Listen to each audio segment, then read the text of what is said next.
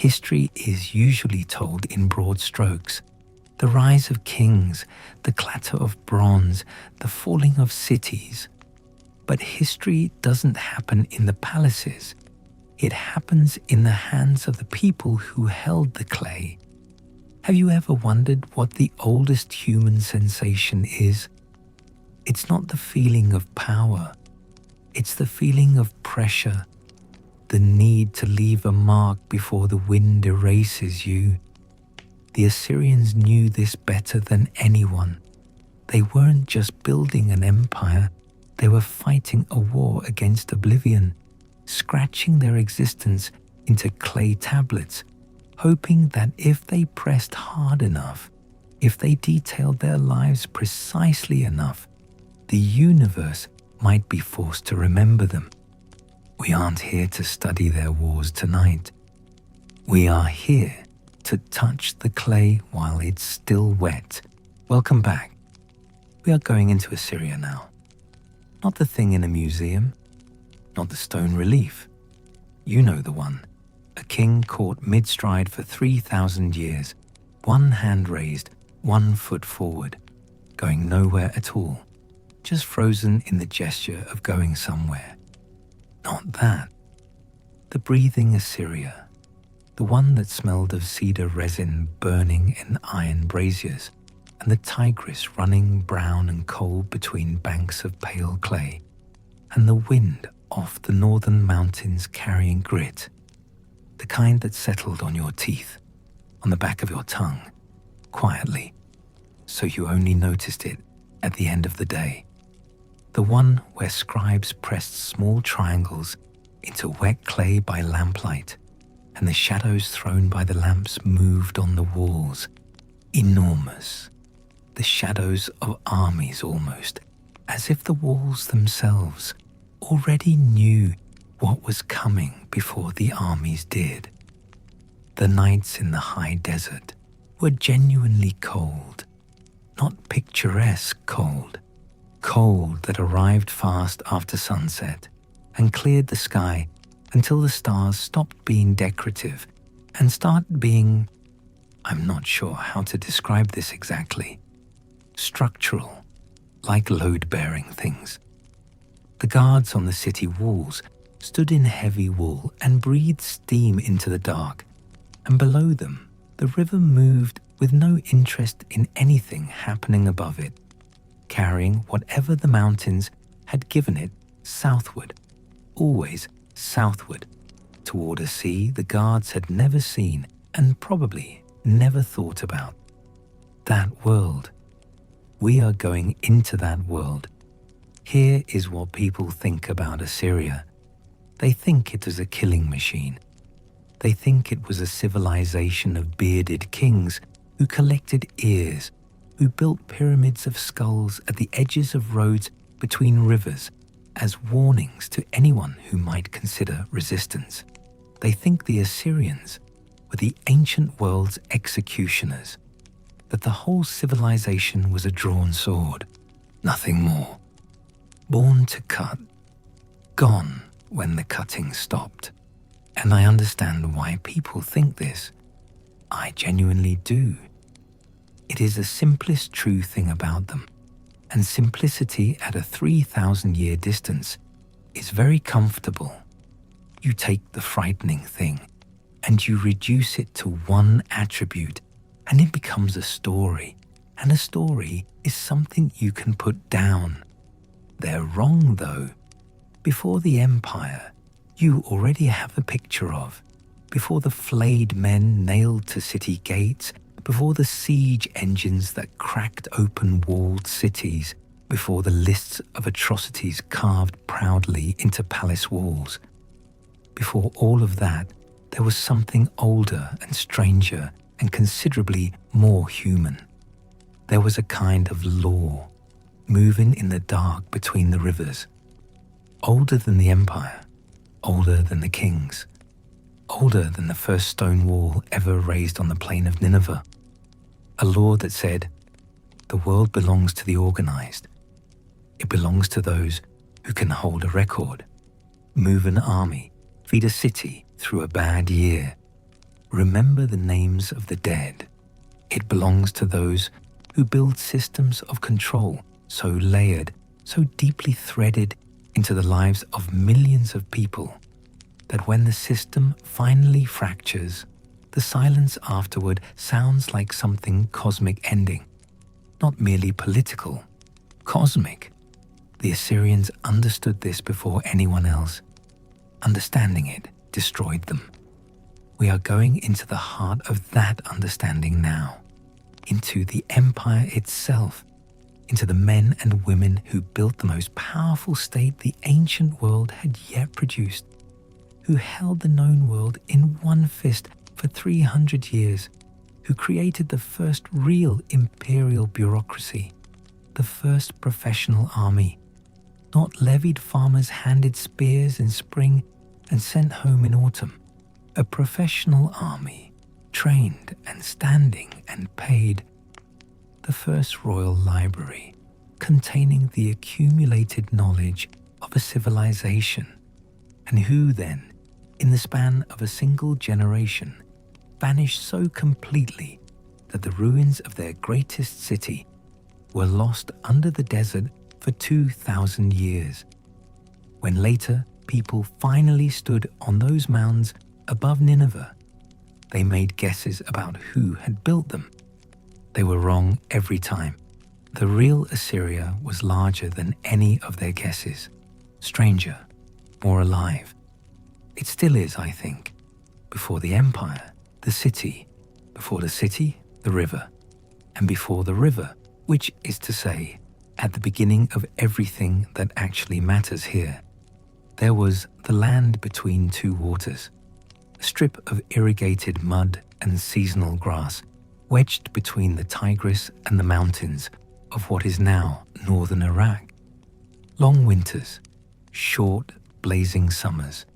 The soil was not the fat black river-bottom soil of the south, not the soil Babylon grew in the green delta, but a harder, drier soil, a more resistant soil that required constant labor and gave back exactly as much as you put in, never more, and in a bad year, considerably less. This was the land that made the Assyrians, not generously, the way a whetstone makes a blade, by applying friction to something already hard until it becomes harder. I keep thinking about that. I'm not entirely sure why I keep returning to it, except that it explains something about the character of what followed, something about why Assyrian power, when it came with such completeness, such totality. You do not build a war machine from surplus. You build it from scarcity. The southern Mesopotamians, the Sumerians, the Babylonians, lived on some of the most naturally productive land on earth. Same with Egypt.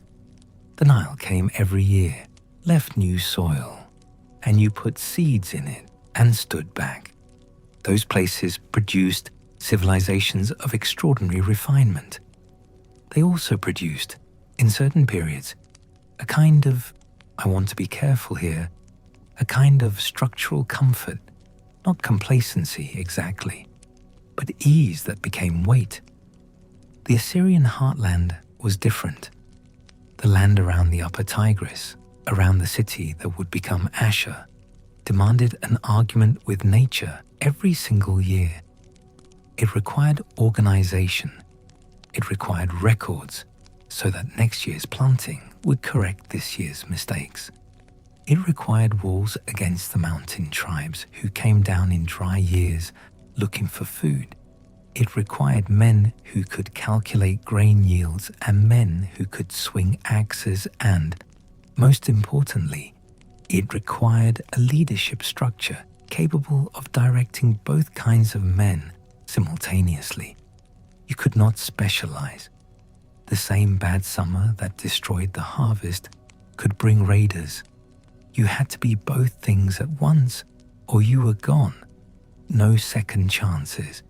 Ashur, the city, sat on a triangular promontory above the western bank of the Tigris, 3 sides protected by water or cliff.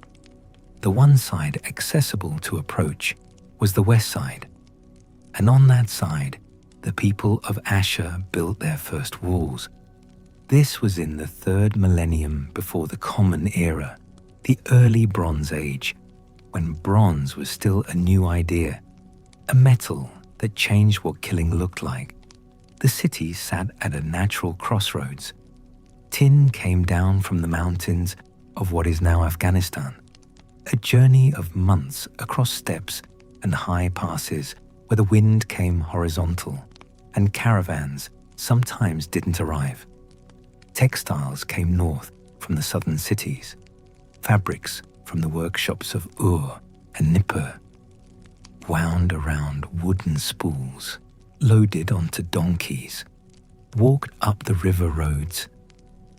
Silver moved west from Anatolia.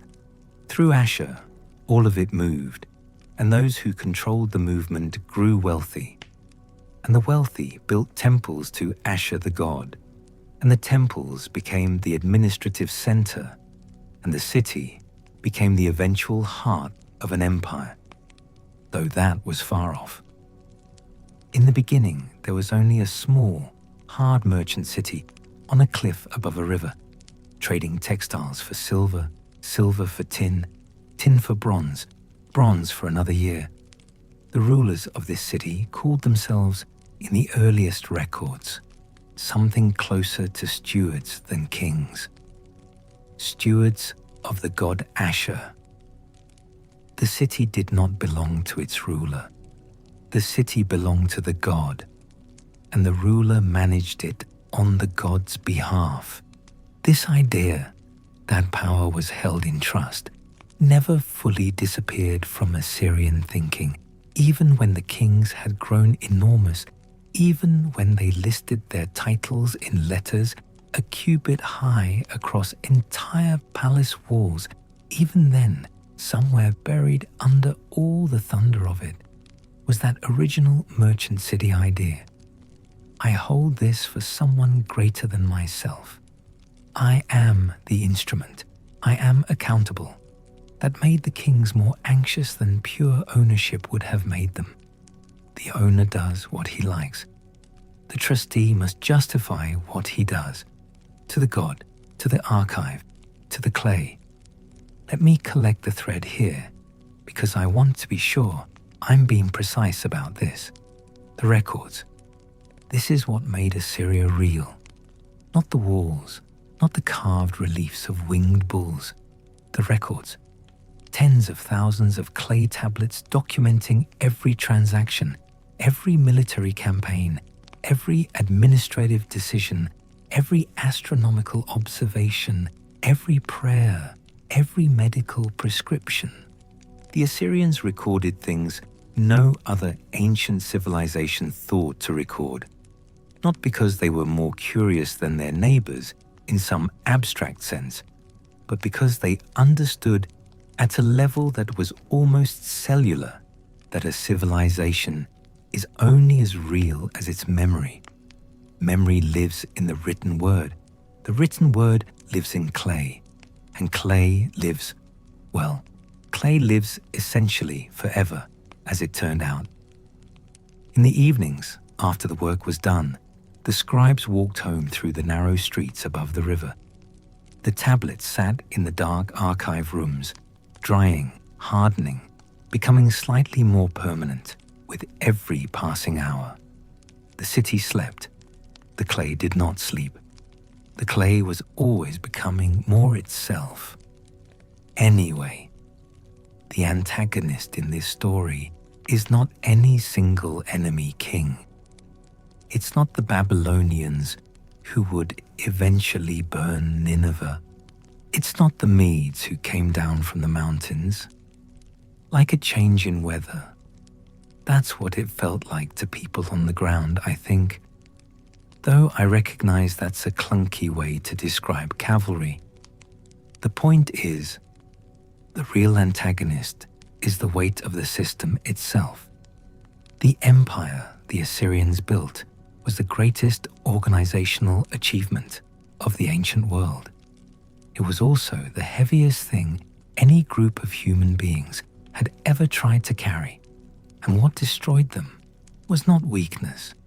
It was the exhaustion that accumulates over centuries of strength. There's a difference, a significant one. It took me a while to understand that difference properly, to stop reading the collapse as failure and start reading it as a thing that becomes inevitable once a certain mass is reached. The weight gets ahead of the hands holding it. That's Assyria. We'll go deeper. But that comes later. For now, the merchant city on the cliff, the river brown in spring and pale green in summer, the clay tablets cooling in the archive room, the god whose name became the name of a people, and the law underneath all of it, the one that doesn't change. In the world between the rivers, the organized survive.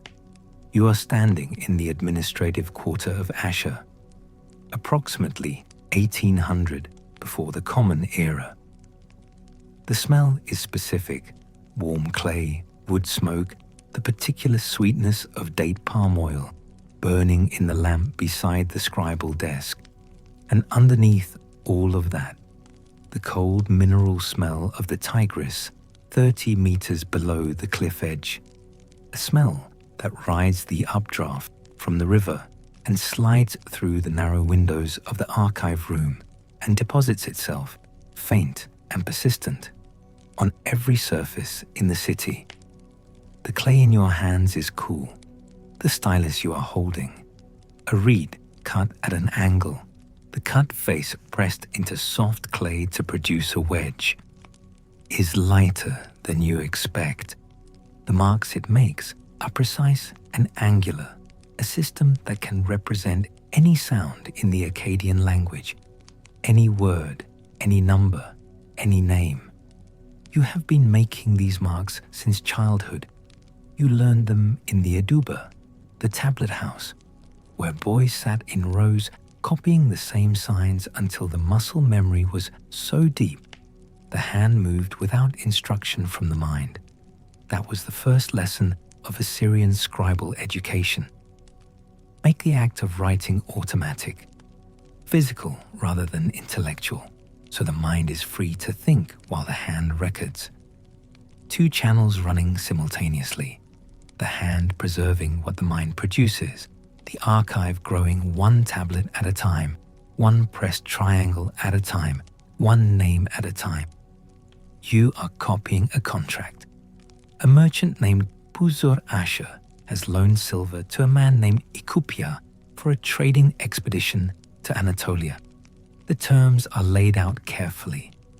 The amount, the interest rate, the expected duration of the journey, the consequences of default. The consequences of default are significant.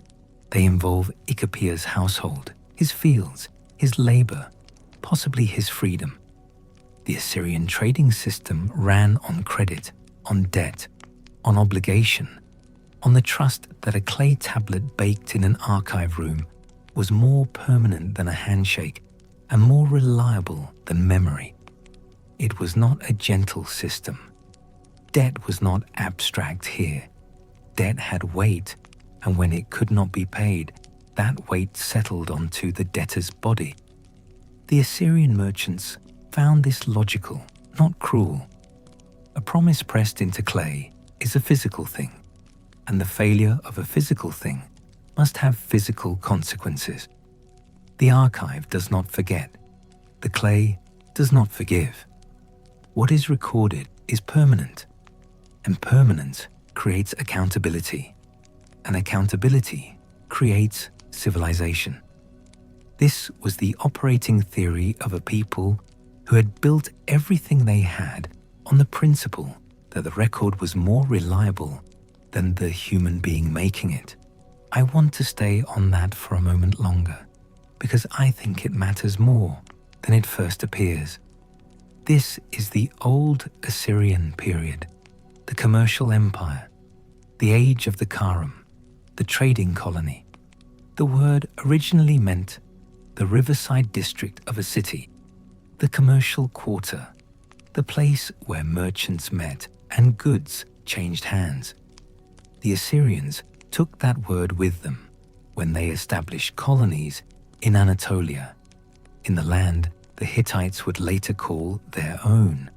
And in those distant cities, they built Karam districts that functioned as miniature Assyrian enclaves, governed by Assyrian commercial law, maintaining the same archive systems, the same contract formats, the same debt structures, the same web of obligation that held the whole network together. The largest colony was at a place called Kanesh in central Anatolia, and from Kanesh approximately 20,000 clay tablets have been excavated. 20,000. They record in extraordinary detail the daily operations of Assyrian merchants working nearly 1,000 miles from home, dealing in tin and textiles, managing credit and interest, and writing letters home to their families, in a voice so immediate and so human that reading them now, 3,800 years later, feels less like archaeology and more like opening someone's mail.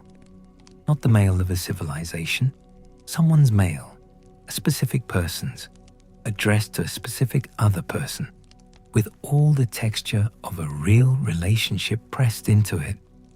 Here is one of those letters. Not the exact words, because those belong to the man who pressed them and the institution that holds the clay, but the spirit of it, the emotional weather of it. A merchant named Puzur Ishtar writes to his wife in Ashur. He has been in Kanesh for 2 years. The tin shipment has been delayed by bandits in the mountain passes. His business partner has defaulted on a shared loan, and Puzur Ishtar is now personally liable. He needs her to sell the house textiles, the good ones, he specifies, not the coarse ones she sometimes tries to pass off as the good ones, and send them with the next caravan. He is not angry about this. The instruction carries the warmth of a long-established joke between them. The coarse textiles, a recurring negotiation in their marriage, familiar enough to mention, even in a letter about a financial crisis. He misses her. He misses the children. He writes their names, small names, affectionate diminutives, the kind you say quietly in an empty house at night when everyone is asleep and you are the one person still awake, thinking about someone far away. He tells her he will be home by spring. He writes as if he believes this. He writes across 1,000 miles as if the distance is a temporary condition, a thing spring will cure. He was not home by spring. There is no tablet recording whether he ever came home. The archive simply stops. The Karam at Kanesh was destroyed around 1740 BCE in a fire whose origin remains 3.5 millennia later unknown. The merchants had time to hide some tablets before it came, burying them in clay jars beneath the floors of the archive rooms, in the earth, under the earth, in the dark that fire cannot reach. Those tablets survived. The merchants themselves did not, or if they did, they never returned for what they had hidden. The record stops, the voices stop. What is left is 30 meters of accumulated ash and the quiet sound of the Tigris at the bottom of the cliff, carrying cold and silt and the melt of northern mountains toward a sea that does not know or care what burned above it. Facts briefly. The Assyrian commercial network was the first truly international trading system in human history. It moved standardized goods across standardized routes using standardized contracts and standardized measures of weight and value. It was, in miniature, an empire of obligation. Every man inside it was, in some sense, a hostage to it. The network demanded his absence, his risk, his years. The caravan route to Kanesh crossed 3 mountain ranges, 2 river systems, and any number of political territories whose stability could not be assumed. The merchants who made that journey regularly were not adventurers. They were businessmen who had calculated the risk, decided the margin was worth it, and then had to live inside that calculation for months at a time, on roads where the wind was horizontal and the bandits knew exactly which passes were difficult enough to leave a caravan tired and slow. And this, in the archive rooms of Kanesh, in the ruins between the walls, there are fingerprints still pressed into the clay. The unique ridge patterns of hands, 4,000 years. Dead, the most personal possible mark on the most impersonal possible document. I find this difficult to move past quickly. I know I should. I know it's not the main argument. But there is something about it that keeps pulling.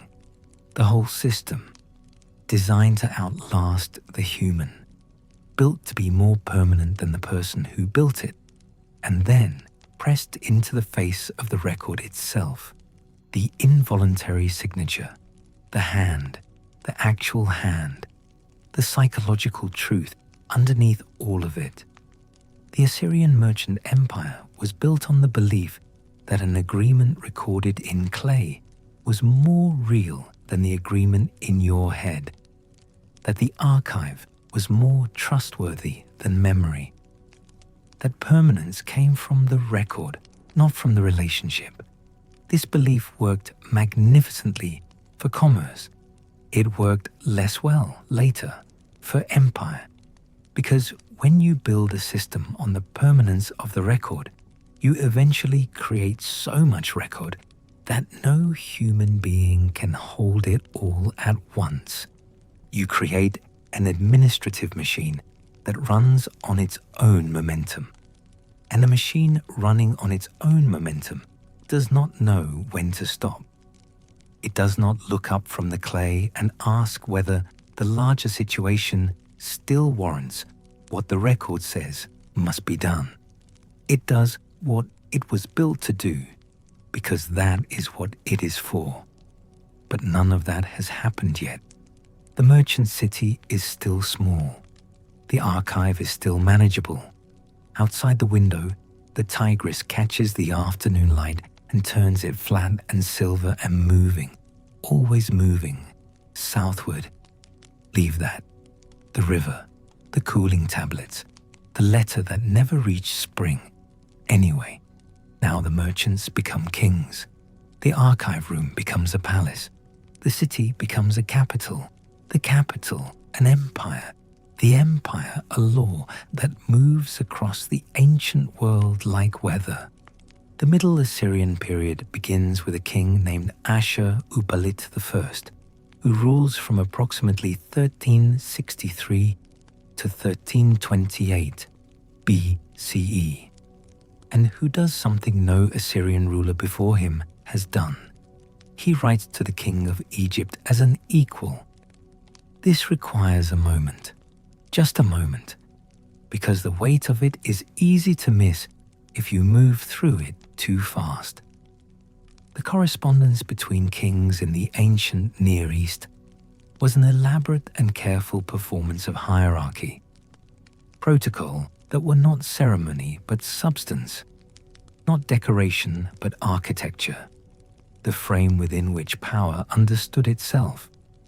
The Egyptian pharaoh Akhenaten, the strange monotheist king of the 14th century, received letters from rulers across the known world, addressing him as the sun, the source of life, the great one before whom all others prostrate themselves. The kings who wrote such letters ruled territories larger than France, commanded armies of hundreds of thousands, they still wrote flat on their faces, metaphorically, because the protocol required it. And to violate the protocol was to make a claim. It was to say, the current arrangement of the world is not the arrangement I recognize. It was to reach across 1,000 miles of desert and mountain and say, without saying it directly, I am here now. I am at the center with you. That is what Ashur-uballit does. He reaches. Ashur-uballit wrote to Akhenaten and did not address him as a supplicant. He used the language of brotherhood, the diplomatic register reserved for equals. He sent gifts appropriate for a great king sending to another great king.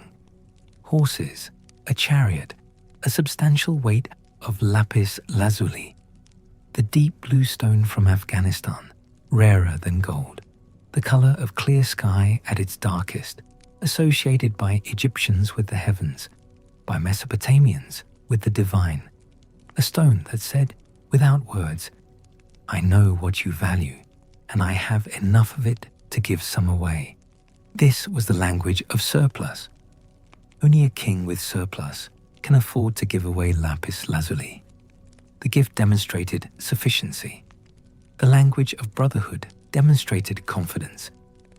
Together, they said something very specific. I am here. I have always been here. You simply have not been paying attention. Akhenaten's scribes sent back a polite and slightly startled reply. Who, exactly, was this king of Assyria? Was Assyria a great kingdom? The pharaoh's officials noted that the previous king of Assyria had been a vassal of Mitanni. Was this new letter writer truly an equal? The answer, delivered over the following decades and centuries, was yes.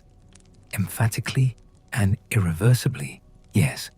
The collapse of the Mitanni Empire opened the north. The weakness of the Kassite rulers who had taken Babylon left the south exposed. The old balance, Egypt in the west, Hatti in Anatolia, Mitanni between them, Babylon in the south, a rough quadrilateral of great powers that had held more or less stable for 2 centuries, began to shift, and into the gap, moving carefully at first and then with increasing speed and confidence, came the Assyrians, not yet the terror machine of the later empire, not yet the siege engines and the deportations and the flayed men on the gates. Something younger than that, still forming, a power that understood what it might become, but had not yet tested whether the understanding was correct. Tukulti-Ninurta I, who ruled from approximately 1243 to 1207 BCE, is the first Assyrian king to capture Babylon. I want to just sit with that for a second, because it is easy to read past it. Babylon was not simply a city. It was, to the ancient Near Eastern world, what Rome would later be to the Mediterranean, what Jerusalem has been to 3 religions simultaneously, the axis of the known world, the place where civilization had been invented, the home of Marduk, the king of gods, the archive of humanity's oldest learning, the city where the world was said to have been organized and named. For an Assyrian king to conquer Babylon was not military victory in the ordinary sense. It was a cosmological statement. It was Assyria saying to every civilization within earshot, we are now the center. We hold the axis. The world reorganizes around us.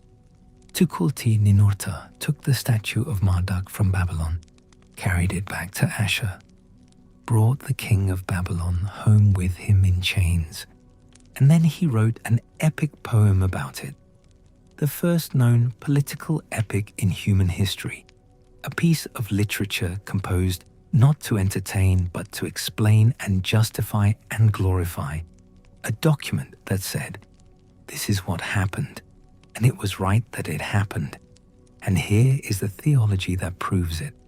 The epic calls him king of the four quarters of the world, the four quarters meaning everything: north, south, east, west, the totality of existence. The king who holds all four quarters does not rule a kingdom, he rules reality. The poem was copied onto multiple tablets and distributed, and I realize, writing this, that there's something almost... I want to stop myself from saying what I was about to say about it sounding modern, because it doesn't, not really.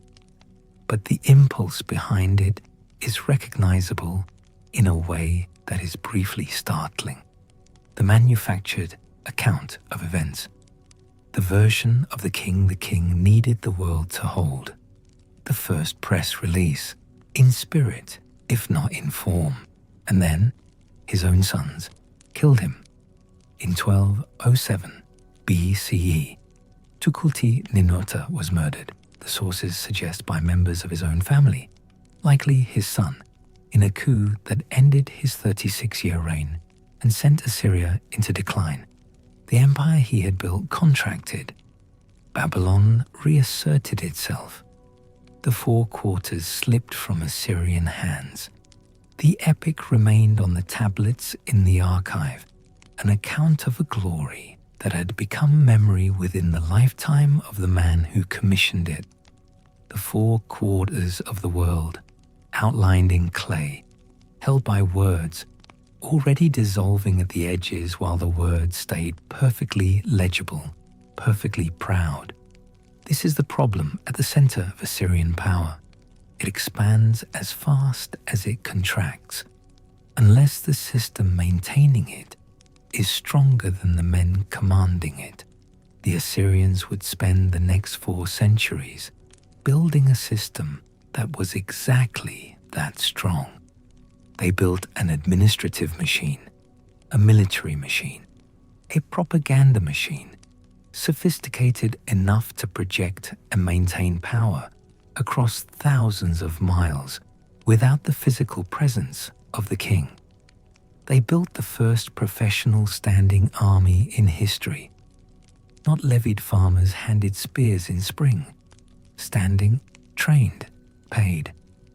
They developed the first systematic practice of psychological warfare, the first imperial deportation policy, the deliberate mass movement of conquered populations designed to sever the connection between people and land, between identity and geography, to produce subjects who had no homeland except the empire and no loyalty except to the king.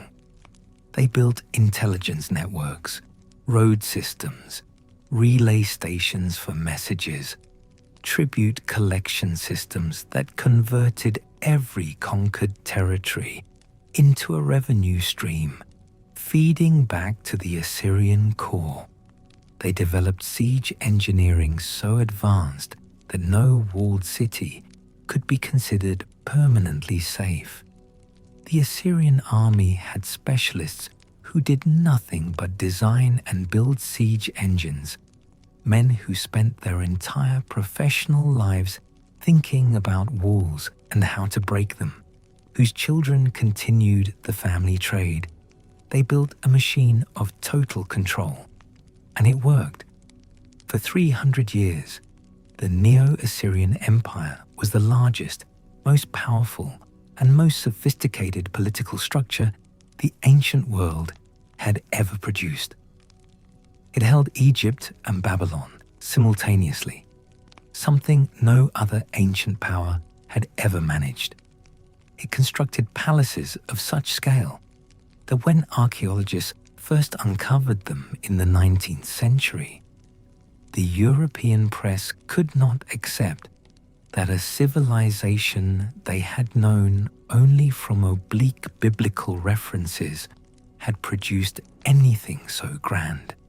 The stone reliefs lining the palace corridors of Nimrud and Nineveh, and Khorsabad showed armies in motion, siege engines cracking city walls, rivers of refugees, the systematic documentation of military achievement carved into stone so it would never be forgotten, so that every ambassador walking those corridors to meet the Assyrian king walked through a visual record of everything that army had done to every people who had resisted it. The palace was not a residence. It was a message delivered in stone to every person who entered. You are standing inside the proof. Everything you see is evidence. And then it was gone, all of it, in less than 20 years. But we are not there yet. We are still in the machine, still learning how the gears turned. The man who completed the machine was Tiglath-Pileser III. He ruled from 744 to 727 BCE, 17 years. In those 17 years, he took what had become, by the mid-8th century, a struggling regional power beset by internal revolts and external pressure, and rebuilt it into the most efficient political instrument the ancient world would ever know. I want to be precise about this. I think precision matters here more than drama, because the reforms of Tiglath-Pileser III are, in their way, as significant as anything in the political history of the ancient world. They are not the most famous events. They are not the battles. They are administrative reforms, and administrative reforms are the kind of thing that gets summarized in half a sentence in popular histories before the narrative moves on to something with more blood in it. That is a mistake. These reforms made the idea of empire permanent, not the Assyrian Empire specifically. That would not last, but empire as a system, empire as administrative technology, empire as the most powerful organizational tool human beings had yet devised. Every empire that came after, Babylonian, Persian, Macedonian, Roman, the long chain that follows, was working, consciously or not, from the template that Tiglath-Pileser refined and standardized on the Upper Tigris in the 8th century before the Common Era. The template existed before him. He made it repeatable. He restructured the provincial system. Before Tiglath-Pileser, conquered territories were ruled by local kings who swore loyalty to Assyria, paid tribute, and were otherwise left to govern themselves. The standard ancient Near Eastern model, a dominant core extracting resources from a periphery without deeply integrating the periphery into the core's administrative structure. The problem with this model was obvious, and the Assyrians had experienced it repeatedly. Local kings paid tribute when the Assyrian army was near and stopped when it was far. They swore loyalty in person and negotiated with Assyria's enemies by letter. They were not subjects, they were clients, and clients leave when a better offer appears. The whole system was only as durable as the speed at which the Assyrian army could respond to defection, and that speed was limited by logistics, by season, by the sheer distance between the frontier and the Assyrian heartland.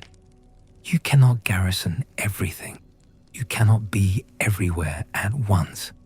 So if your control depends on presence, your control has a radius, and everything outside the radius is effectively provisional. Tiglath-Pileser understood this. What he did about it is what made him, I keep wanting to find the right word, not a great king in the conventional sense, not a conqueror in the way his predecessors were conquerors. Something more cold-blooded than that. an architect of dependency. He looked at the system and saw where it leaked, and he sealed the leaks, and the sealing changed the nature of the thing entirely. Tiglath-Pileser eliminated the local kings, or rather, he replaced them. Assyrian governors, officials appointed by the king, answerable to the king, removable by the king, compensated by the king, with careers and families and futures entirely dependent on Assyrian approval. These governors administered their provinces according to a standardized model. Same administrative structure, same revenue collection, same legal framework, same requirement to report regularly to the central administration, same obligation to provide soldiers for the imperial army. Every province, from the Zagros Mountains in the east to the Mediterranean coast in the west, functioned as a unit of the same machine. Local variation did not disappear entirely, but it was subsumed into an imperial frame so totalizing that local variation became irrelevant. The machine did not need local kings.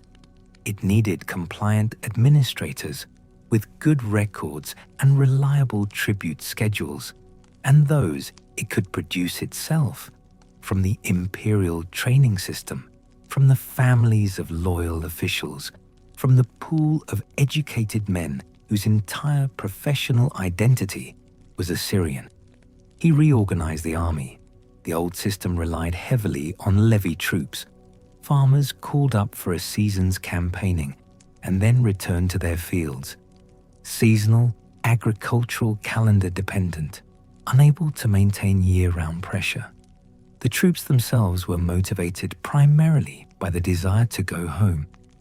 Tiglath-Pileser built around this levy a corps of professional soldiers, men who soldiered full-time, paid from the state treasury, owing their livelihoods and identities entirely to the military, and therefore to the king commanding it. These professionals formed the shock units, the chariotry, the heavy cavalry, the siege engineers, the intelligence operatives, the units responsible for the systematic psychology of terror that was the Assyrian army's most important weapon. And the professionals provided something the levy structurally could not: institutional memory.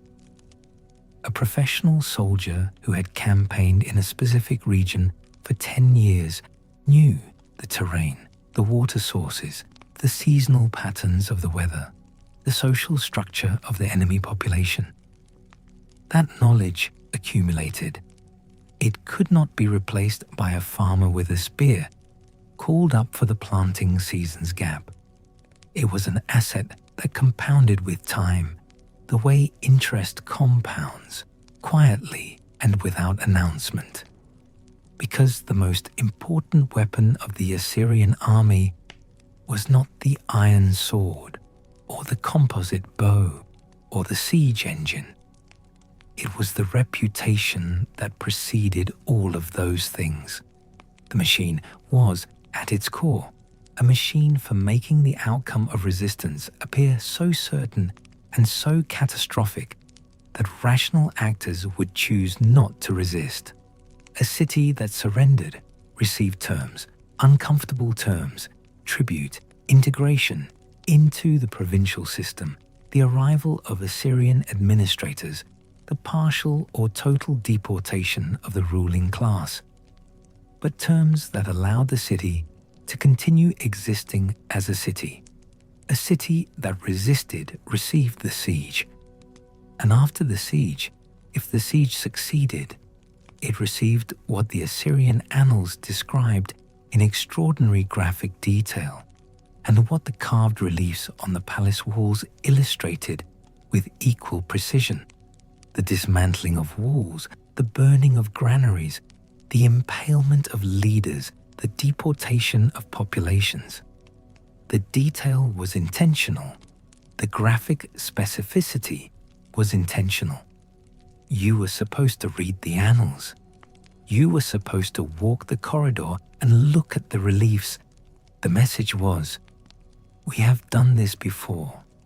We will document it, and the documentation will travel ahead of us. And when you hear that we are coming, you will have already made your decision before we arrive.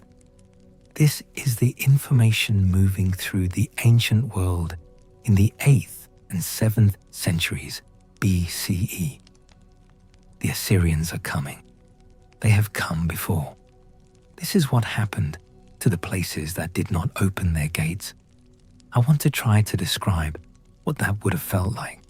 I'm not sure I can, not precisely, but I want to try.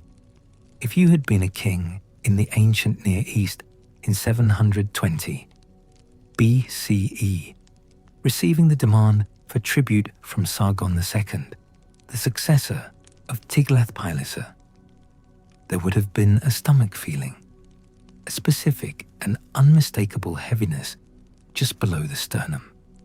Not quite fear and not quite nausea.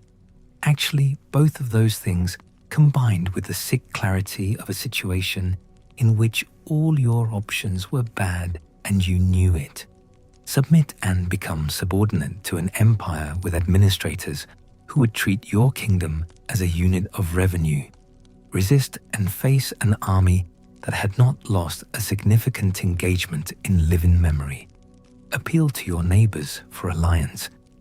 But your neighbors were, one by one, submitting or being destroyed, and the coalition that might have stopped the Assyrians needed to assemble itself faster than the Assyrian army could move. And the Assyrian army moved fast, faster than anything else in the ancient world, because Tiglath-Pileser had understood that speed was a form of power.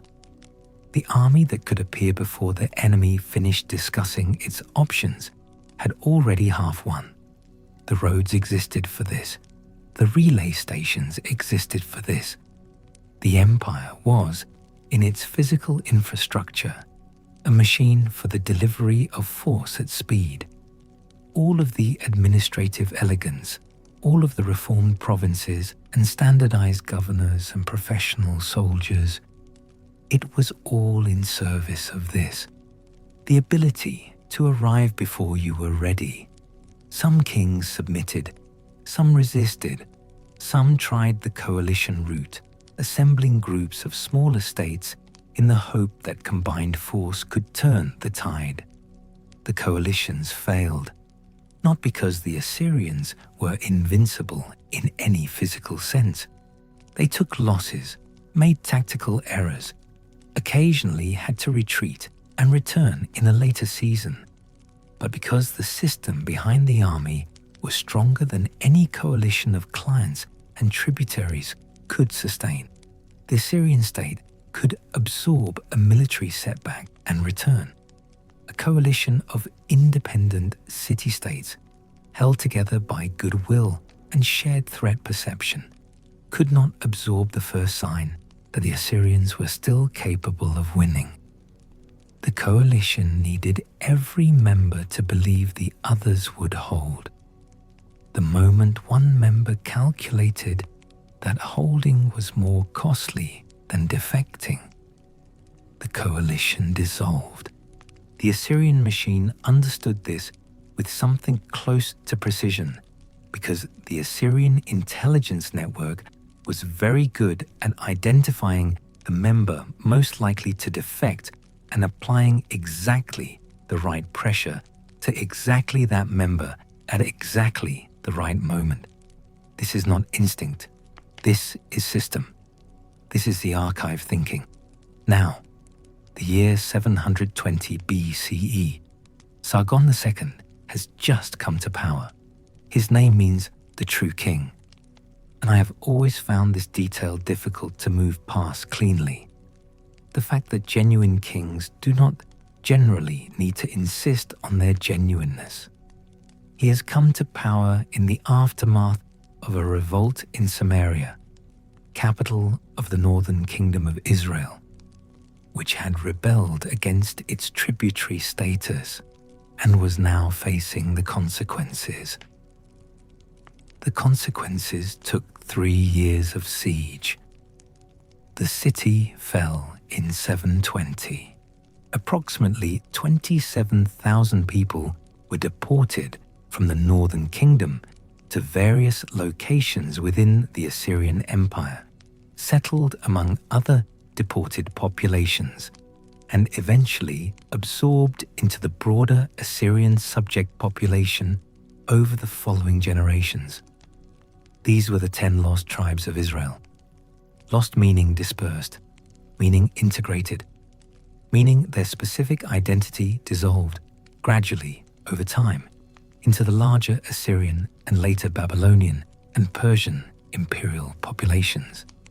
The Hebrew Bible's account of this deportation sits within a long tradition of ancient Near Eastern texts recording the Assyrian practice, but it carries something the most administrative records do not. It carries the feeling of what it meant to be on the receiving end of the machine, a people who had a land and then did not. The experience of arriving somewhere unfamiliar and understanding that the name you had for yourself was a name no one around you recognized, a landscape with no memory of you, a language you were still learning, a god whose temple was behind you, hundreds of miles behind you, in the ruins of a city the Assyrian governors had already begun to repurpose. I find this section hard to write quickly. I'm aware that I should keep moving. There is a great deal still ahead, but I keep stopping here. Not at the military facts, not at the administrative mechanism of the deportation policy, but at that specific image, the people arriving, the confusion of a familiar name in an unfamiliar mouth, the way a landscape refuses to hold your history when your history happens somewhere else. The deportation policy was, from the Assyrian administrative perspective, elegant. Move the conquered population out. Sever the bond between people and land. Settle them in unfamiliar territory among other displaced peoples who do not share their language or their gods or their grievances. Replace them with populations moved from elsewhere, people equally dislocated, equally dependent on the imperial structure for their most basic orientation. What you produce is a subject population with no prior loyalty to exploit and no common cause to organize around. What you destroy is the very possibility of a coherent resistance rooted in identity, because identity requires continuity of place, and the deportation policy broke that continuity deliberately and systematically as a matter of policy, written in the annals, carved in the reliefs, repeated until it became as standardized as the contract format in the old Karam at Kanesh. The machine is indifferent to what it processes. That is what makes it efficient. That is also, eventually, what makes it impossible to survive. Sargon moved west after Samaria. He moved against a coalition of Syrian and Palestinian cities. He moved against the Chaldeans in the south. He built a new capital, Dosharukin, the fortress of Sargon, constructed from scratch in 8 years, 300 hectares, a wall 4 kilometers in circuit, a palace complex of 200 rooms raised on a platform high enough that the king could see the entire city and, symbolically, the entire world. The palace walls were faced with stone reliefs showing his campaigns in detail so precise that modern scholars can match specific carved episodes to specific events in the annals. The carved stone was the visual edition of the written record. Same information, different medium. The empire documenting itself on every surface available to it, because the record was the real empire, and the real empire lived in clay and stone, and would outlast the men who had pressed it into being. The city was completed in 706 BCE. Sargon moved in 705 BCE. He was killed in battle. His body was not recovered. In Mesopotamian theology, this was not merely unfortunate. Proper burial was a metaphysical necessity for the dead king's afterlife. The unrecovered body meant something had gone wrong at a cosmic level, not just a military one. His son, Sennacherib, inherited the empire and chose not to live in his father's city. He associated it with the bad omen. Dur-Sharakin, 8 years of construction, the labor of hundreds of thousands, the resources of an empire, was abandoned almost immediately after its completion. It sat empty in the desert for 2.5 millennia. Archaeologists found it in the 19th century, nearly perfectly preserved, precisely because nobody had lived in it long enough to damage it. I keep thinking about that, the pristine ruin, the city that was finished and then immediately became a ghost. This is the cost of the system. It consumed everything. Resources of the known world, labor of millions of subjects, ambition of brilliant and ruthless men, engineering genius of an entire civilization's architects and craftsmen. And sometimes it consumed a city simply because the king had died badly and the new king found the ghost of bad luck in the sidelines. In the Assyrian Imperial system, no cost was too large if it served the logic of power, no effort too great, no waste too wasteful, if the alternative was the appearance of weakness. And the appearance of weakness was, in this world, functionally identical to actual weakness. Because in a system built on fear of the machine, the moment the machine appears to falter, everything held in place by that fear begins to move. Sennacherib was brilliant and terrible and completely serious about everything. He ruled from 704 to 681 BCE, 23 years. In those 23 years, he fought more campaigns, built more construction, committed more organized destruction, and generated more primary source documentation of his own activities than almost any other ruler in the ancient world. By any measure, one of the most formidable human beings of the first millennium BCE. Also, by any measure, a man operating under a pressure so vast and so multidirectional that it is surprising, reading his annals with a knowledge of how his story ends, that he did not break sooner. He inherited an empire at the peak of its territorial power. He inherited the administrative machine. He inherited a professional army of extraordinary capability and a bureaucracy of extraordinary complexity. And he inherited the knowledge, which you cannot acquire a system of this scale without acquiring, that the machine's needs were bottomless, that it ate tribute and labor and military achievement, and demanded more of all three continuously, or it softened, and softening was something this system could not afford. His most famous campaign was against Judah in 701 BCE.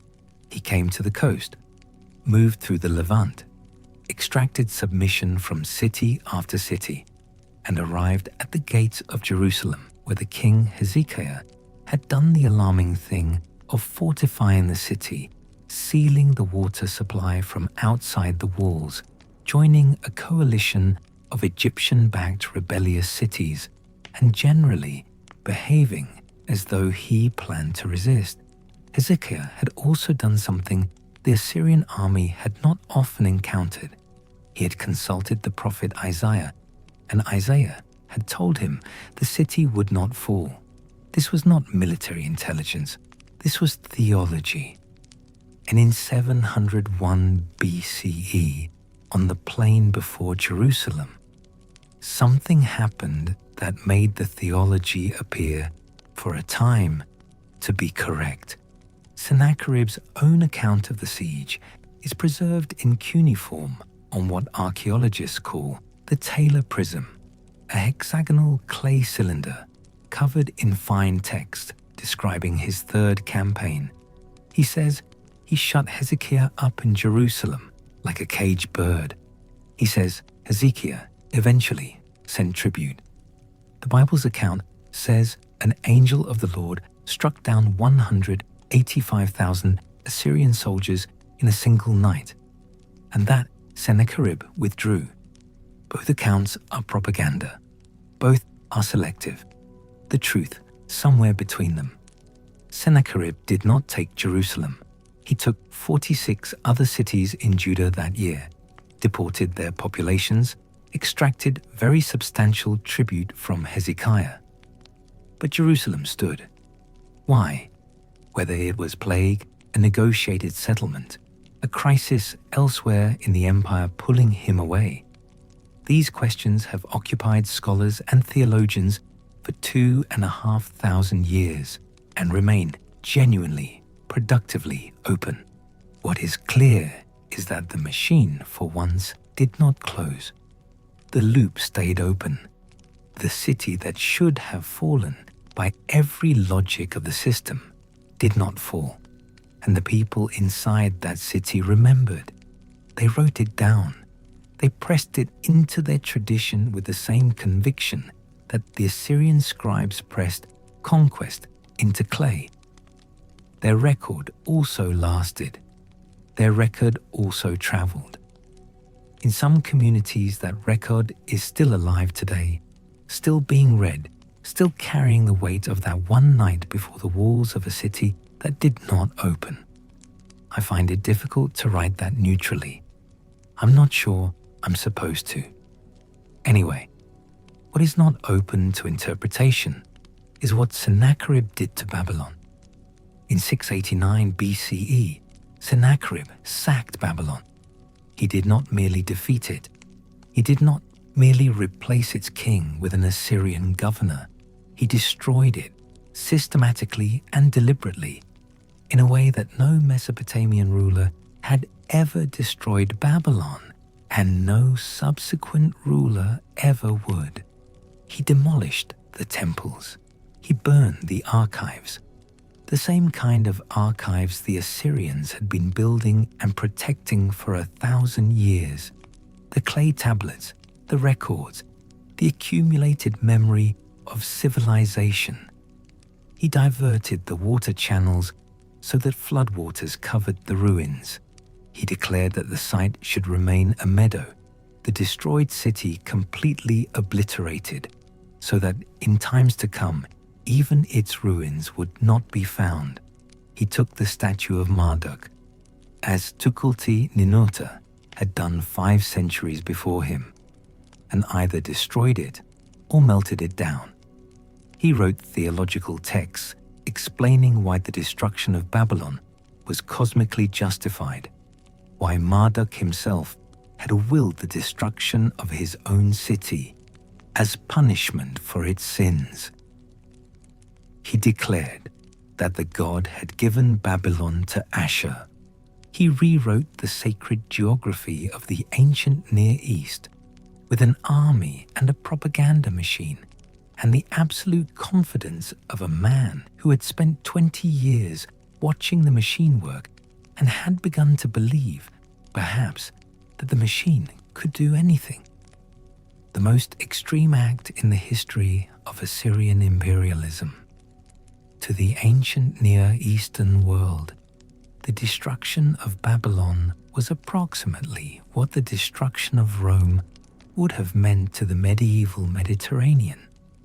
The annihilation of the world's sacred center, the place where the gods had organized reality, the archive of human civilization. Sennacherib's court, theologians scrambled. The official position, eventually, Marduk had been angry at his own city and used the Assyrian army as an instrument of punishment. Standard ancient Near Eastern logic. The gods use empires as tools. Defeat means divine displeasure, not military inferiority. The theology normally permitted defeat without cosmological collapse, but the destruction of Babylon tested it past its limits. The people asking questions included Babylonians who had devoted their lives to Marduk, Assyrians who revered the Babylonian intellectual tradition, educated people across the Near East who understood that Babylon was an accumulation of human learning that could not easily be replaced. The scribal schools of Babylon had been producing scholars for 2,000 years. The astronomical observations in those archives represented centuries of patient, systematic skywatching. The past observations were irreplaceable, and the archives that held them were gone, burned, flooded over. The archive does not forget. The Assyrians had built their entire civilization on that principle. And then Sennacherib burned an archive that made the Assyrian archives look recent. I think this is the moment. I've been circling it without naming it directly, where the system begins eating itself. The machine was designed to document, preserve, accumulate, record. At its ideological core was the belief that the record was permanent, and permanence was power. Sennacherib, in destroying Babylon's archive, used the machine against the principle that built it. He weaponized the logic of erasure against the logic of preservation. And in doing so, he produced exactly the kind of horror that, in the ancient Near Eastern world, did not stay administrative. It became personal. It became theological. It became the kind of wound that populations carry in their mouths for generations, passing it from speaker to listener the way the Assyrians passed laws and tribute schedules, except this traveled faster, and it traveled without clay. The reaction was severe. His own sons killed him. In 681 BCE, Sennacherib was murdered by his sons in the temple in circumstances the sources describe with unusual obliqueness, as if even the record could not quite bring itself to state it plainly. The murder of a king in a temple was not merely patricide. It was a cosmological rupture. It meant something had gone wrong at the deepest level of the system's self-understanding. The machine ground on, but something had shifted, something small and structural, the kind of thing that doesn't show in the annals, but shows in what comes after. In 681 BCE, Sennacherib was murdered by his own sons in a temple during a religious ceremony, possibly in front of the statue of the god. The sources are oblique here in a way that feels deliberate, as if even the official record could not quite bring itself to state it plainly. His son Esarhaddon, away on a military assignment when it happened, emerged from the civil war that followed as the new king. The civil war lasted several months. Esarhaddon won it not through superior military force, but through the loyalty of the professional army units, the very units Tiglath-Pileser had created, the soldiers whose careers and families depended entirely on the stability of the system. who had every practical reason to support the legitimate heir over the coup plotters. The machine protected itself. The system's internal logic generated, in this case, the correct outcome. Esarhaddon's first major act of policy was the rebuilding of Babylon. The city his father had destroyed and declared should remain a meadow was ordered rebuilt within a year of Sennacherib's death. The theology was reversed, carefully and systematically. The official account now said that Marduk, angry at the Babylonians, had decreed 70 years of desolation for the city. But then Marduk had relented, had turned the clay tablet upside down in his divine hands, and the cuneiform signs that meant 70 had been inverted to read 11, and after 11 years the city would be rebuilt. The 11 years conveniently corresponded to the time between the sacking and Esarhaddon's coronation. The theology was manufactured. It was also elegant. It addressed a real political need. The empire needed Babylon's cooperation, and cooperation required the acknowledgement that Babylon was sacred, that its destruction had been a theological error, that the new king understood this and was correcting it. The clay tablet in the god's hands turned upside down, the signs reversing their meaning. This is a king telling the world that even the most permanent things can be reread, that the record is not as fixed as it appears, that the divine archive can be corrected. I want to pause on that image longer than I probably should. The tablet, inverted. The signs that meant one thing now, meaning another. The Assyrians had built a civilization on the permanence of the written record, on the idea that what is pressed into clay is fixed, is real, is beyond revision. And here is their own king in the mouth of the god, demonstrating that the record bends, that 70 becomes 11 when the political situation requires it. The machine that runs on the permanence of the archive is now running on the flexibility of the archive. These are not the same thing. Somewhere in there, something has shifted, and the shift is small enough that nobody in 680 BCE would have been able to point to it directly. Esarhaddon was, by any measure, a deeply anxious man. His personal correspondence reveals a king obsessed with omens, with astronomical and terrestrial signs, with the judgment of the gods on his plans. He employed multiple scholars whose sole function was to interpret the signs and advise him on whether his intentions were cosmologically sound. When an eclipse occurred, he temporarily abdicated the throne in favor of a substitute king, a man installed as a kind of lightning rod for any divine anger the eclipse might portend, who would sit on a throne for 100 days and then, when the danger period had passed, be quietly removed, and in some periods killed, so that any bad luck intended for the king had been deflected onto a body now disposed of. This was not primitive superstition. This was a rational response to the fact that the Assyrian king's power was partly constituted by his cosmic legitimacy, and cosmic legitimacy required constant management in a world where the stars were a text every educated person could read, and where a bad reading could destabilize a reign.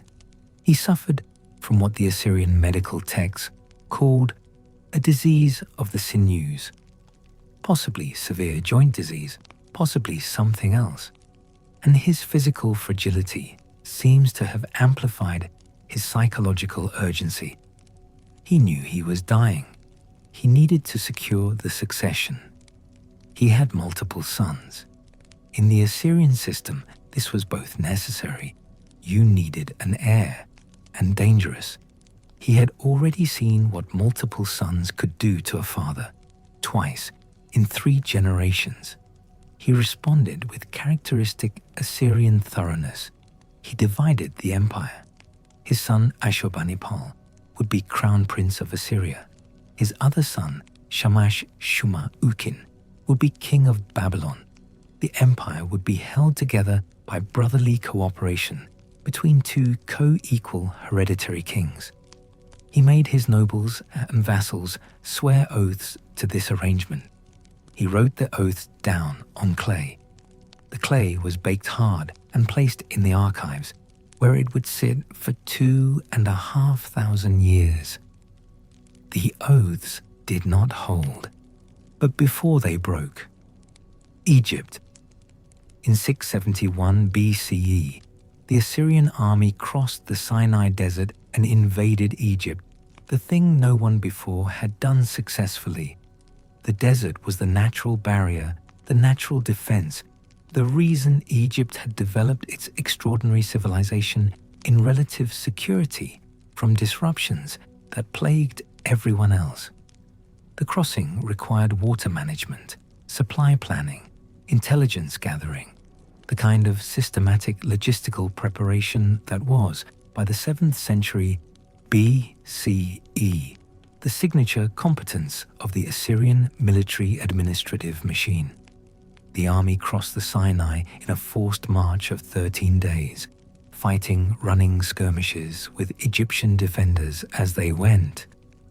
Reached the delta, fought the Egyptian army in pitched battle, and won. Memphis fell in 671 BCE. Esarhaddon stood in a city that had been a capital for 3,000 years, in a country whose records went back further than any other on earth except Mesopotamia itself. And he understood. He must have understood. He had the records. He was not a stupid man. That he was standing at the summit of something that had never been climbed before. He took the title, King of Kings, King of Assyria, King of Babylon, King of Egypt, the 4 quarters of the world. Finally, genuinely, actually in Assyrian hands. The apex, the peak, the moment at which the machine had consumed everything consumable, reached the farthest limit of what was reachable, and stood at the summit looking out over the full extent of the conquered world. What you feel at the summit, and I'm speculating here, I know I'm speculating, but the speculation feels necessary, is not only triumph. What you feel, if you are the person who has built the machine, is something colder. You feel the size of the problem you have created.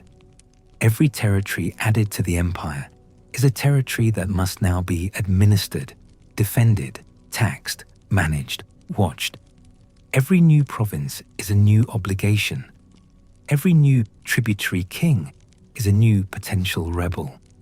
Every new frontier is a new vulnerability.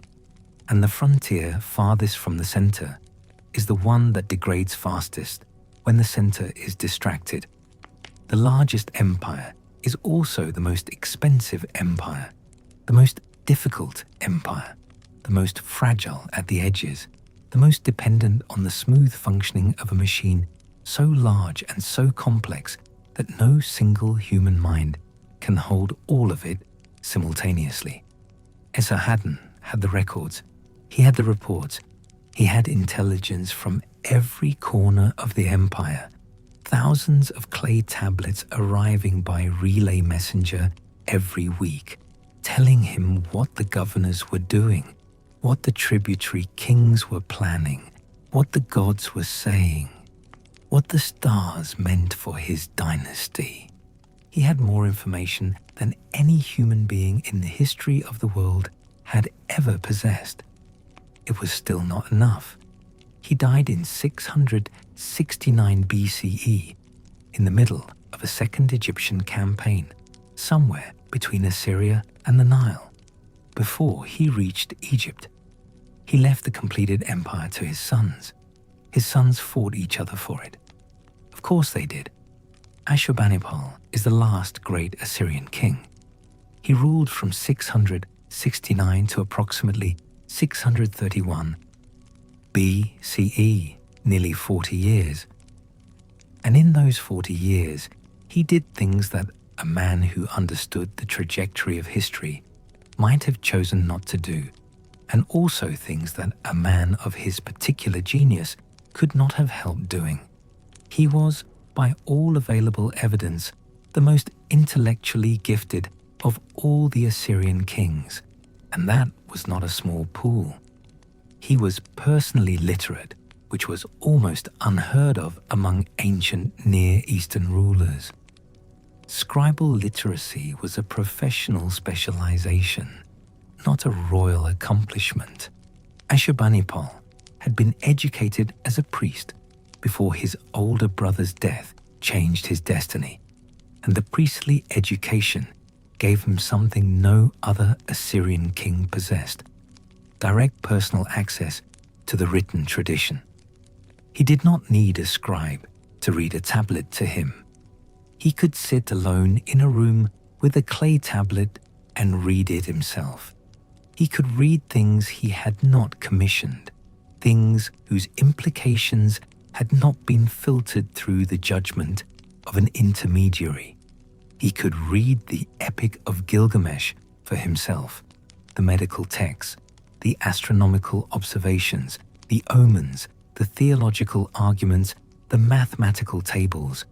He could hold in his own mind, without mediation, a larger portion of the intellectual tradition than any king before him.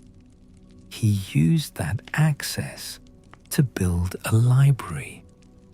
The library at Nineveh was not, it was more than a collection. I want to be careful not to make it sound like a scholarly hobby, a king's vanity project running alongside the real business of empire. It was neither of those things. Ashurbanipal dispatched agents across the entire ancient Near East with orders to find every tablet, every text, every scrap of recorded knowledge and bring it to Nineveh. He wrote letters to temple administrators and scribal schools demanding their holdings. He seized libraries from conquered cities. He had texts copied that could not be moved, scribes sent out to sit in foreign archive rooms and press the contents of foreign tablets into fresh clay and carry the copies home.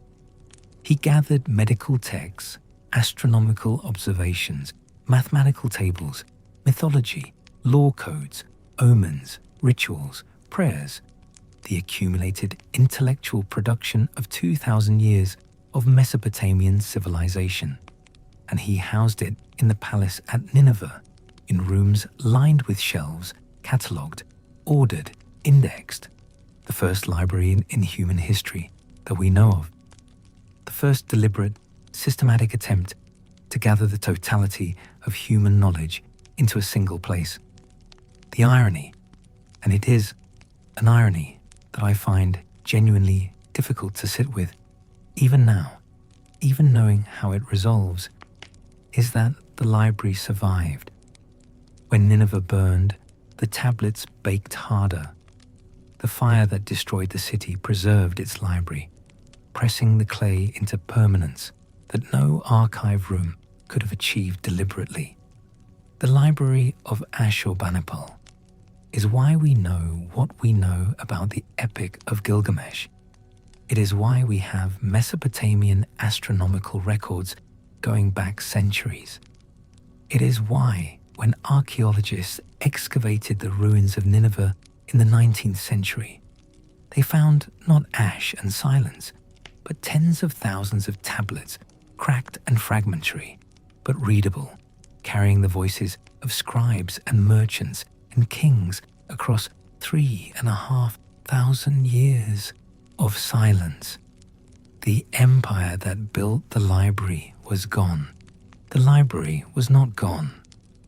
The library of Ashurbanipal at Nineveh was not the first library in the ancient world.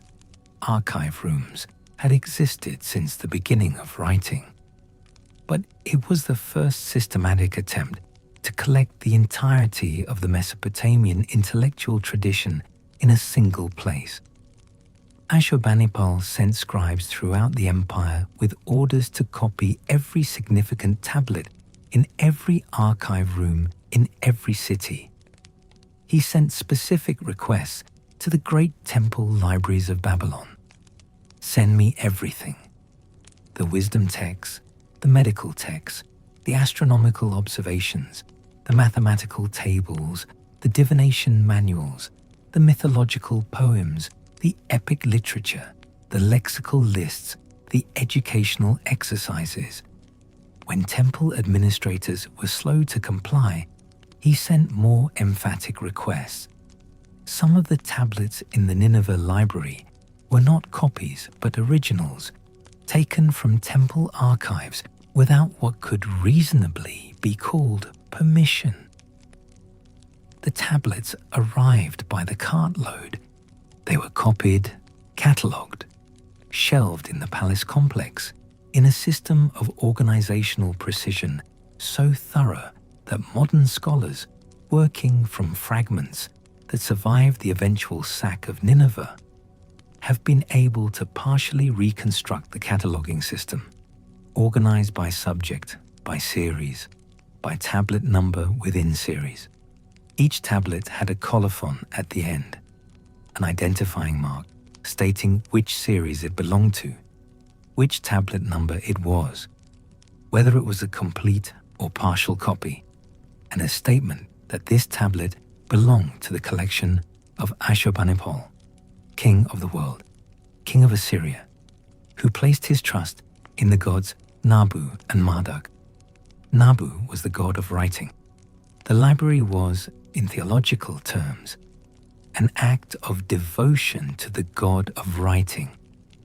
Ashurbanipal was the devotee who had made the most complete offering yet imagined. Among the tablets in that library was a copy of the Epic of Gilgamesh, the story of the king who went to the ends of the earth searching for immortality and found, at the end of the search, only the certainty of death and the cold comfort of the walls of his city. Gilgamesh returned from his failed quest and looked at Uruk and said to himself, "Look at the walls. Look at the baked brick laid by the 7 sages. These walls will last. The man will not. The walls will outlast the man who built them, and that is the only immortality available, the only record that does not lie." Ashurbanipal had that story in his library. He read it, probably. He understood, probably, what it meant. He was building the most magnificent library ever assembled, filling it with the entire accumulated wisdom of human civilization. And he was doing this at a moment when the empire that funded and protected that library was beginning, in ways that would not have been obvious to him, but that are obvious to us from 3,000 years away, to reach the limits of what it could sustain. He was Gilgamesh. The library was his wall. The wall was his version of immortality, the record that would outlast the man. He was not wrong. The library, or what the fire left of it, did outlast him. The walls of Nineveh did not. The war with his brother broke out in 652 BCE. Shamash-Shuma-Ukin, king of Babylon, the son Esarhaddon, had given Babylon as a gift of careful succession planning, revolted. He had spent 17 years as king of the most prestigious city in the ancient world, a city that was supposed to be his kingdom, but that was, in practice, an Assyrian province with a royal title attached. Every administrative decision reviewed by his brother's officials. Every significant action subject to Assyrian approval. The king of Babylon was, in the final analysis, an Assyrian subordinate with better ceremonial robes than the other Assyrian subordinates. 17 years is a long time to hold the title without holding the substance. 17 years is a long time to perform independence in a city full of people who had their own ancient pride and their own ancient sense of what Babylon deserved from the world. The Babylonians had not forgotten what Sennacherib had done. They had not forgotten the statue of Marduk carried away, the archives burned, the temples demolished, the water channels diverted, the site declared a meadow. Shamash-shuma-ukin was in the middle of all of that unfinished memory every day of those 17 years. Eventually, the combination of Babylonian expectation and his own frustrated autonomy produced the revolt. He assembled a coalition. The Babylonian cities, the Chaldean tribes of the south, various Aramean tribes, the kingdom of Elam on the eastern frontier, smaller polities who saw in a royal civil war the opportunity to reassert their own interests. The largest assembly of anti-Assyrian force since the empire's expansion had begun. Ashurbanipal, working from Nineveh, deployed the machine. He moved armies to blockade Babylon. He sent forces against the Elamite allies on the eastern front. He systematically cut off Babylon's supply lines, isolated the allied cities, and waited. He was patient in the way that a man who understands systems is patient. He did not need to assault Babylon if he could starve it, and the machine could sustain a siege longer than any city could sustain starvation. The siege lasted 4 years. By 648 BCE, the city was starving. The sources describe the inhabitants eating the flesh of their dead. The sources may be exaggerating, as ancient siege accounts often do, or they may not. 4-year sieges end in that kind of desperation. The city that Esarhaddon had rebuilt with such theological care, the city Sennacherib had destroyed and Esarhaddon had made whole again, was being destroyed once more, not by fire this time, by the patient, methodical suffocation of a machine designed exactly for this purpose. Shamash-shuma-ukin burned himself in his own palace rather than fall into his brother's hands. Whether this was a deliberate choice or whether the fire was the result of the city's collapse and his inability to escape, the records do not say with certainty. What the records say is that Babylon fell in 648 BCE, and that Ashurbanipal did not destroy it as his grandfather had. He appointed a new governor. He performed the proper Babylonian religious ceremonies. He took the tribute. He processed on. The machine continued. The archive grew. The war had consumed enormous resources, tested the administrative capacity of the empire to a degree that the external campaigns of the previous century had not, because an internal war is more expensive than an external one in every way that matters. It destroys the infrastructure of the core, and the core is what the periphery is supposed to fund. The Elamite campaign was more thorough. Ashurbanipal's annals describe the destruction of the Elamite capital Susa in 646 BCE in language of comprehensive finality. The temples destroyed, the royal tombs opened, and the bones of the Elamite kings scattered so that the shades of those dead kings would find no rest. The land sown with salt the wild asses and the animals of the plain forbidden to approach it. The language reads not like triumphalism, but like anger, deep, systematic, personal anger expressed through the vocabulary of total annihilation. Ashurbanipal was not a man who did things halfway. He was not a man who permitted the existence of a provocation unavenged. He was a man who built libraries and also a man who scattered the bones of enemy kings. Both of these things were entirely consistent with each other. Both were expressions of the same fundamental drive, the need for totality, completeness, the need to have everything, to understand everything, to control everything, to leave nothing unresolved.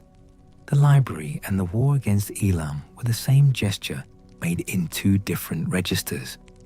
Collect everything.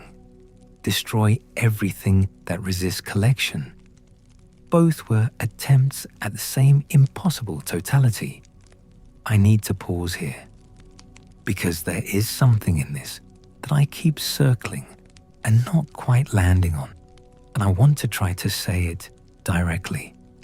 The Assyrian project, from the merchant city on the cliff to the library at Nineveh, from Ashur-uballit writing to Egypt as an equal to Ashurbanipal, scattering the bones of Elamite kings. The whole project was a single argument, sustained over 1,000 years, that the world could be made legible, that it could be recorded, organized, administered, understood. That if you pressed enough into clay, if you built the archive large enough, if you extended the provincial system far enough, you would eventually arrive at a point of complete comprehension, complete control. The four quarters of the world held simultaneously and are held in the archive as well as on the ground.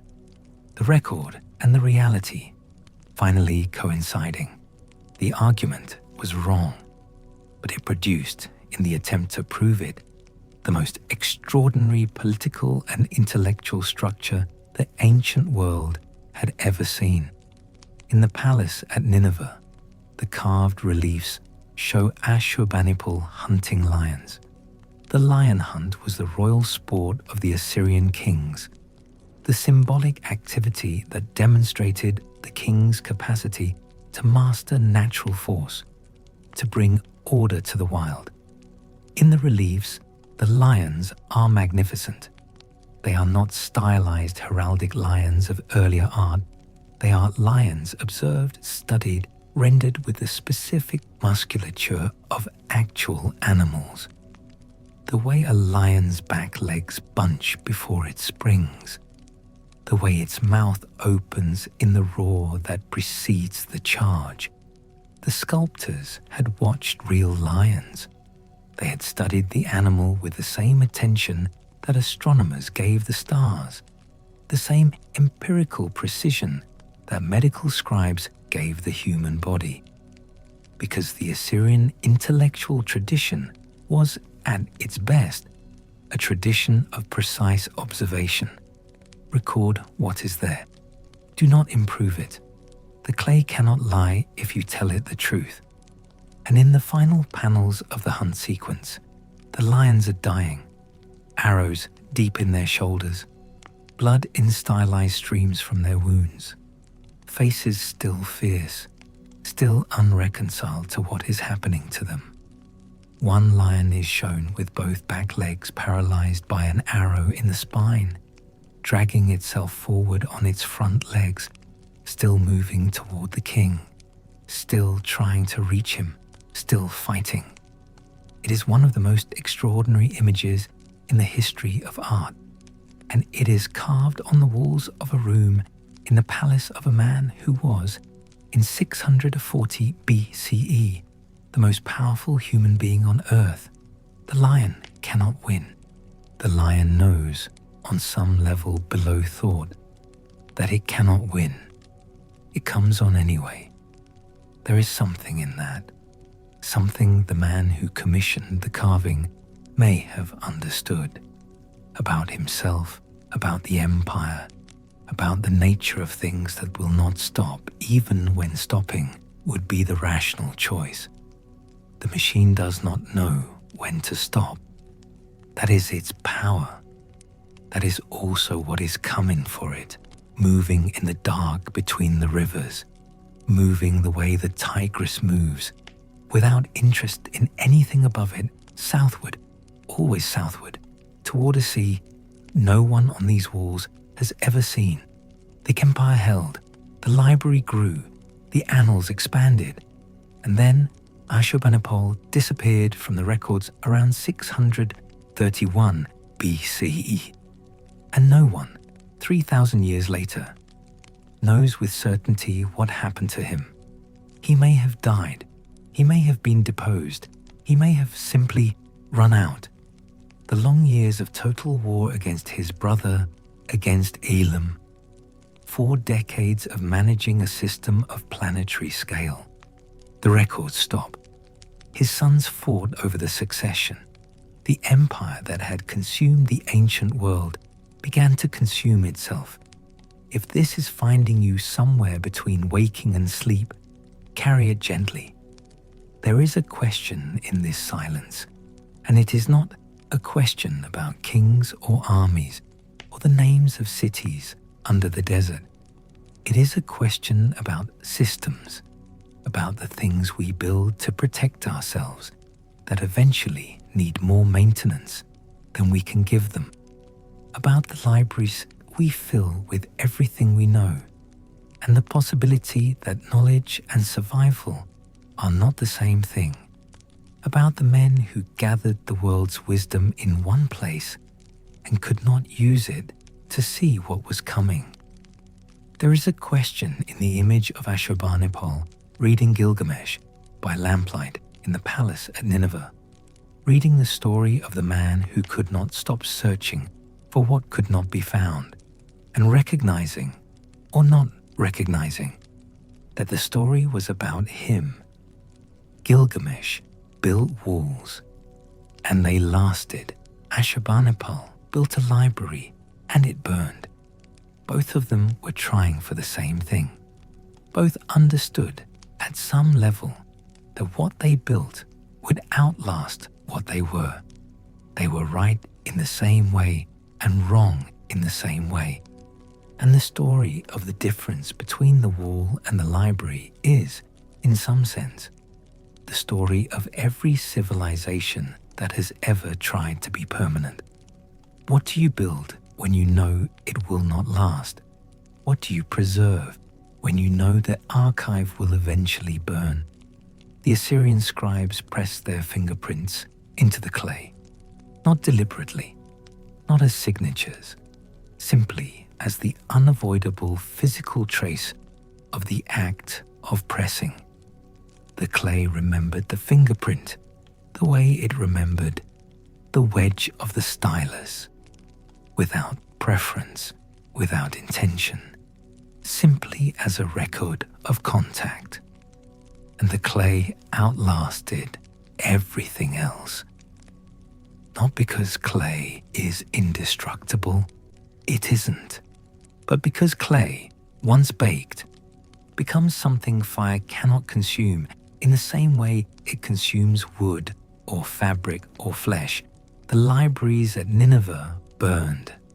The fire baked the tablets that were not already baked. It preserved them. The catastrophe that destroyed the library was also the event that made the library permanent. The destruction was the preservation. The thing that was supposed to end everything was the thing that ensured everything survived. This is not a consolation. It is not a lesson with an obvious application. It is simply what happened. And what happened is stranger than anything that was planned. There is something in this that I have been sitting with for a long time through the writing of all of this. And I am still not sure I can say it cleanly. something about what survives and why, about how the things we make endure in ways we did not predict and for reasons we could not have controlled, about how permanence is not an achievement. It is an accident of circumstances.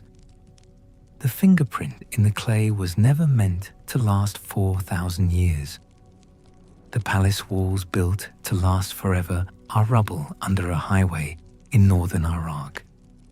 The clay tablet containing a merchant's complaint about coarse textiles has outlasted every city wall the merchant ever looked at. The act of making a record is, in itself, a kind of defiance of time, even when the record is made of something as fragile as wet earth. Especially then, maybe. Let the question stay open. It has been open for 3,000 years. The end of Assyria came fast. The empire that had taken 3 centuries to build took less than 20 years to destroy, and the destruction came not from a single catastrophic blow, but from the kind of multi-directional systemic collapse that happens when every part of a system is under stress simultaneously, and none of the individual stresses is individually fatal, but their combined weight exceeds the machine's load-bearing capacity. From inside, it looked like a series of manageable problems. The tribute was down, but tribute was sometimes down. The frontier was restless, but the frontier was always restless. The army needed more men than the conscription system was producing, but there had been manpower shortages before. Each problem had a precedent. Each problem had a solution that had worked before. What did not have a precedent was all the problems arriving simultaneously, and the system that had been built to solve each problem separately, having no mechanism for solving all of them at once. The immediate successors of Ashurbanipal fought each other. Ashur-etil-ilani and Sin-shumu-lisher and Sin-shar-ishkun. These names appear in the records briefly and chaotically, and the chaos in the records mirrors the chaos in the empire. The provincial governors, who had for 3 centuries operated as instruments of royal will, began in the 620s to operate as independent actors. They stopped forwarding tribute to Nineveh. They stopped responding to administrative directives. They stopped maintaining the relay infrastructure that had allowed the empire to function as a single entity across thousands of miles. Not because they decided to rebel.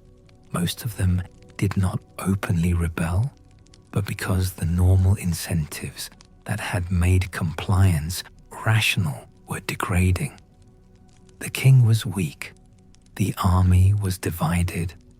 The probability that non-compliance would be punished was declining.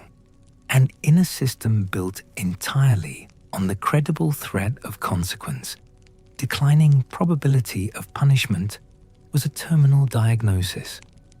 The military units, deployed across thousands of miles of territory, could not be reliably recalled or redirected.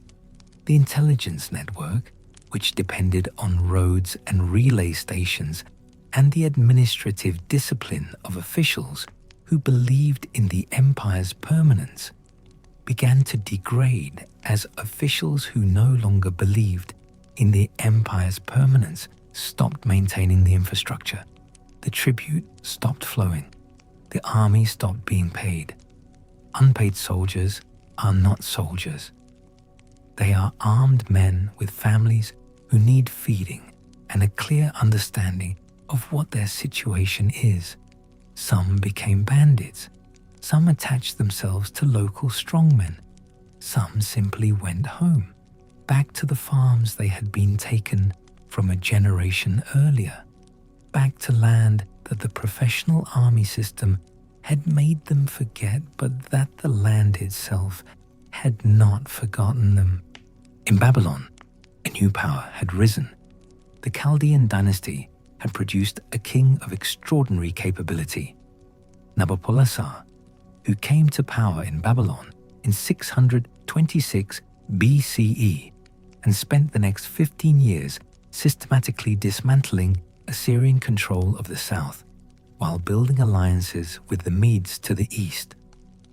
The Medes were an Iranian people of the Zagros mountain zone who had been expanding their power since the early 7th century and who represented, on the empire's eastern frontier, the same kind of rapidly consolidating organized force that Assyria had itself represented to the ancient Near East 4 centuries earlier.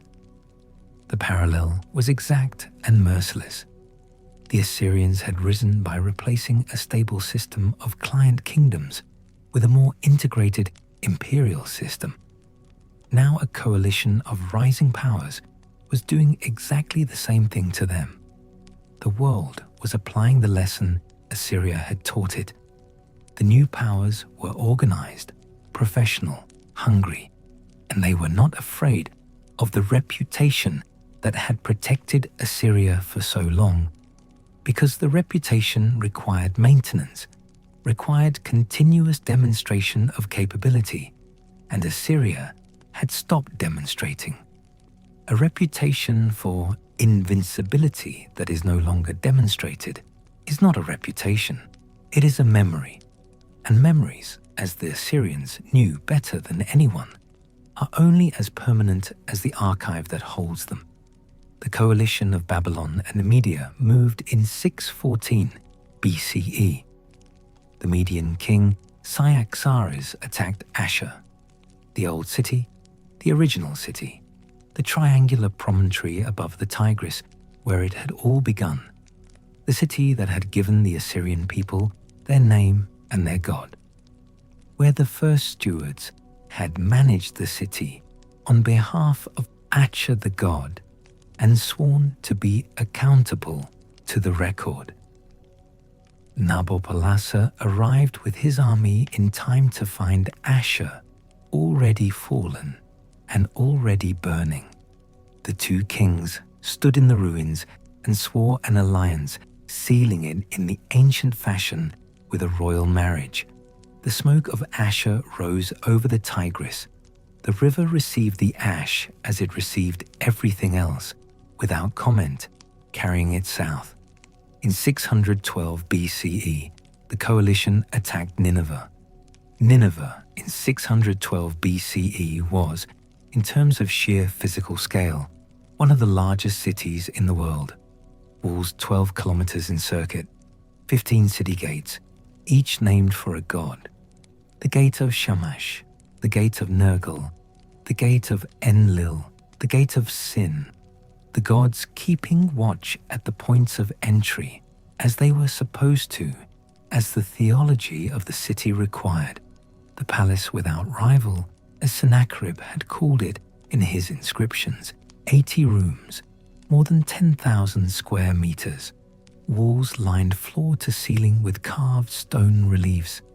His campaigns, his victories, his building projects, his lion hunts, the library, the archives, the temples, the administrative infrastructure of the largest empire the ancient world had ever produced. All of it inside those 12 kilometers of wall. All of it relying on those 15 gates holding. The siege lasted 3 months. In the summer of 612 BCE, the walls were breached, perhaps by the flooding of the Kosa River, which ran through the city and whose waters, in a particularly wet season, may have undermined the mud brick foundations of a section of wall, perhaps by direct assault, perhaps both, the flood weakening what assault had already tested. The sources, fragmentary and including a Babylonian chronicle of unusual directness, describe the fall in terms that carry something beyond military report. They carry the quality of an ending. The city fell. The king died in the city, or fled and was killed elsewhere. The coalition moved through the streets and through the palace corridors, past the carved reliefs of Assyrian triumph, past the lion hunt panels, past the room where Sennacherib had documented his campaigns in exquisite anatomical detail. They burned what could be burned. They demolished what could be demolished. The relief survived. Stone does not burn. They fell, in many cases, from walls weakened by the blaze and landed face down in the ash. The ash covered them. They lay there in the dark, still showing their images to no one for 2,500 years. The lion with the arrow in its spine, still dragging itself forward, still trying to reach him. Face down in the dark, the Tigris moved south below the cliff, carrying ash and silt and the melt of northern mountains toward a sea the guards on the city walls had never seen. The guards were gone. The walls were gone. The river did not notice. The river had never noticed.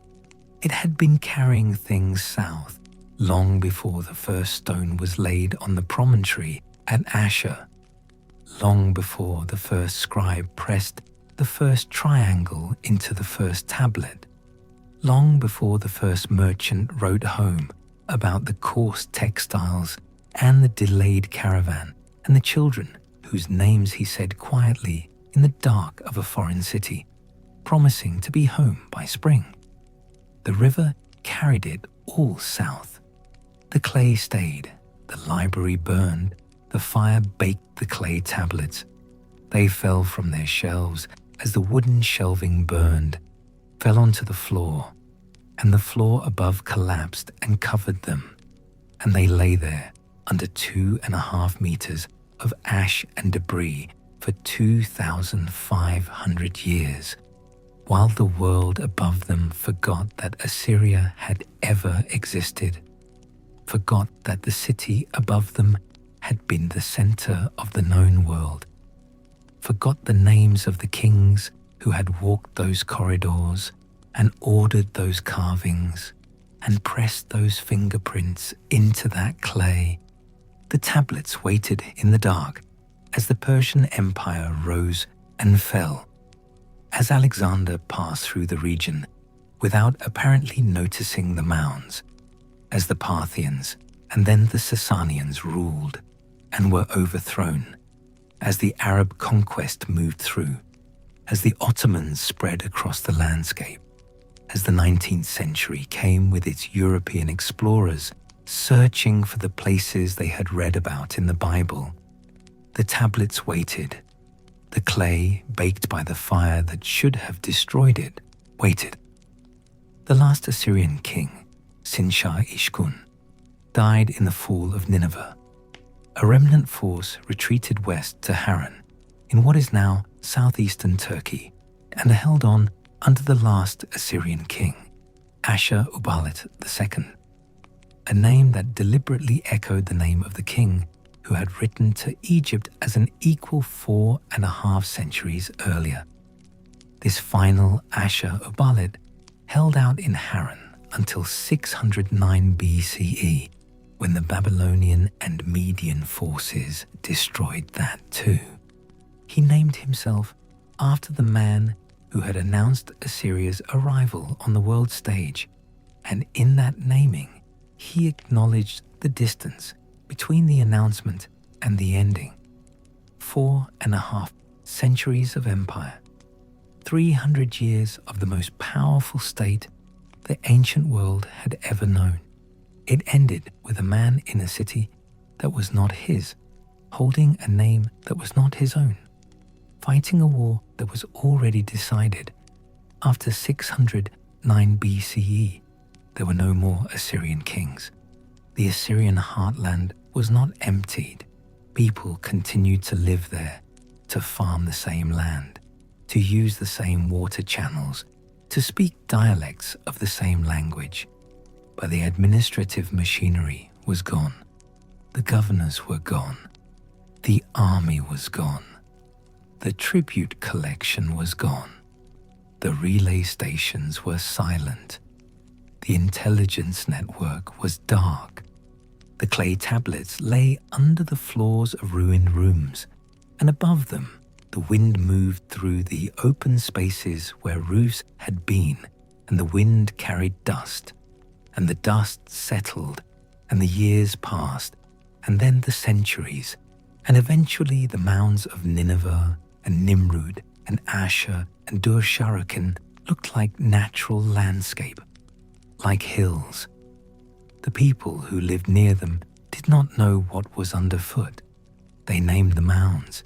They made up stories. Some said the mounds were the work of ancient giants. Some said natural formations. None of them were close. What the mounds actually were, the compressed ruins of the most powerful civilization the ancient world had produced, collapsed inward on its own archive. The clay records of 3,000 years of human organization, waiting in the dark for someone to recognize them. A Syriac Christian community survived in the Assyrian heartland and maintained through the medieval period and into the modern era a continuous cultural presence. They preserved Aramaic as a liturgical language. Aramaic, the administrative language of the later Assyrian Empire, the language the Assyrian machine had spread across the ancient Near East so efficiently that it became the common language of the entire region, a language the Jewish scriptures incorporated as a later editorial layer that the earliest Christian communities used for prayer and scripture, that in some villages in Syria and Iraq and southeastern Turkey is still spoken today. The direct descendant of the administrative language of the world's first great empire, surviving in the mouths of people who are the descendants of the people who built the machine, who pressed the clay, who carried the tablets, who whispered prayers in the dark of the archive room, while the lamplight held and the river moved, and the night was long, and the world was, for a moment, held together by the carefully curated permanence of the written word. The language of tribute reports and military dispatches and deportation orders became the language of prayer. Things change the way that things change in history, not all at once, not deliberately, but through the accumulation of small adjustments over long time, each one too small to mark as a transition, until one day the thing is completely different from what it was, and no single moment can be identified as the moment of the change. The paradox from the beginning holds now in a different light. The Assyrians were the brutal empire, the machine of war, the civilization of the sword. This was not wrong. It was incomplete. Because what the Assyrians were, underneath and before and alongside all of the military machinery, was the civilization that understood the archive. They were the people who believed that the record was more permanent than the thing recorded, that the clay was more real than the event, that writing down what happened was the closest thing to making it last forever that human beings had yet discovered. The sword and the stylus were not opposites in Assyrian civilization. They were instruments of the same will, the will to make the world legible, to make it organized, to make it stay the way you put it. The sword arranged the world, and the stylus recorded the arrangement, and both were necessary, and neither was sufficient. And the combination of the two was the closest thing to permanence this civilization ever managed. And they were right. They are still right. The empire is gone. The palaces are mounds. The kings are names on fragments of baked clay in museum storage rooms. But the record persists.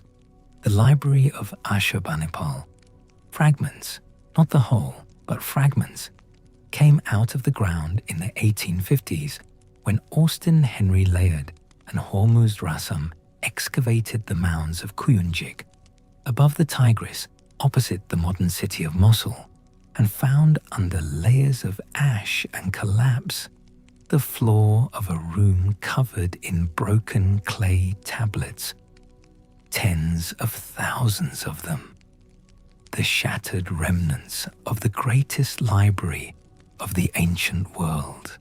They sent them to the British Museum in wooden crates, and in London, a young self-taught scholar named George Smith worked through the fragments, assembling them, reading the cuneiform with the patient obsession of a man who had taught himself a dead language in the reading rooms of a museum, and in 1872 he identified and reconstructed the 11th tablet of the Epic of Gilgamesh, the Flood Tablet, the Mesopotamian flood narrative, the story that the Assyrian library had preserved in its archive for 2,500 years.